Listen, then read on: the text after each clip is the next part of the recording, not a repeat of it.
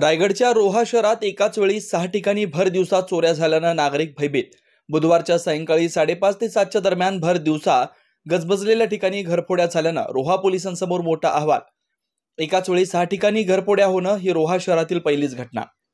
रायगड जिल्हा रोहा तालुका इथं वरसे ग्रामपंचायत हद्दीतील चैतन्य अपार्टमेंट इथं 2 ब्लॉक व रोहा अष्टमी नाक्यावरील एम्पायर प्लॅम ठिकाणी 3 ब्लॉक तर नेहरूनगर येथील श्रीयोग एव्हेन्यू या ठिकाणी 1 ब्लॉक असे एकूण 6 ठिकाणी बंद घरांच्या कडी-कोंडे तोडून चोरट्याने घरामध्ये प्रवेश करून घरातील कपाटातील दागिने व पैसे चोरून चोरटे पसार झाले।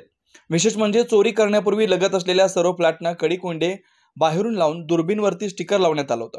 या चोरट्यांनी वरसे ग्रामपंचायत हद्दीतील चैतन्य अपार्टमेंट मधील 2 ब्लॉक मधून रोख रक्कम, 2 गळ्यातील सोन्याचे गंठण असा मुद्देमाल घेऊन पोबारा केल्याची माहिती आहे।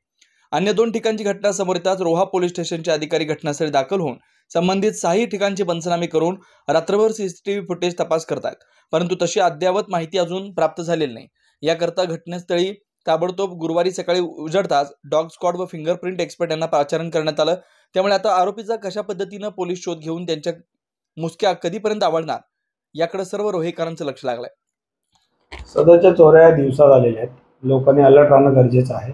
कोण व्यक्ती बाहेरून येतोय, नवीन आहे, त्याच्याकडे लक्ष देणं गरजेचं आहे आणि हा कुठे जातोय, खास करून सोसायटीमध्ये कोण येतो कोण जातो याची कल्पना दिली जात नाही। जे सोसायटीचे वॉचमॅन वगैरे आहेत, बऱ्याच ठिकाणी बघितलं वॉचमॅन नाही आहेत, सीसीटीव्ही लावलेले नाही आहेत।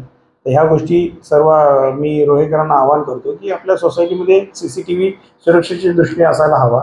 आणि सध्या एक्झाम झाले आहेत मुलांच्या, लोक बाहेरगावी गेलेले आहेत, लॉक करून गेले आहेत। तर जर आपण बाहेरगावी जाणार असाल तर आपले मौल्यवान वस्तू वगैरे सुरक्षित स्थळी लॉकरमध्ये ठेवून जाण्याची मी त्यांना आवाहन करतो, म्हणजे यापुढे असे काही प्रकार होणार नाही। आव्हान आम्ही स्वीकारलेलं आहे। तो किती शातीर चोर असला तरी त्याला आम्ही पकडून लवकरात लवकर रोहेकरांच्या समोर आणू आणि त्याला योग्य शिक्षा होण्यासाठी आम्ही योग्य ते प्रयत्न करू।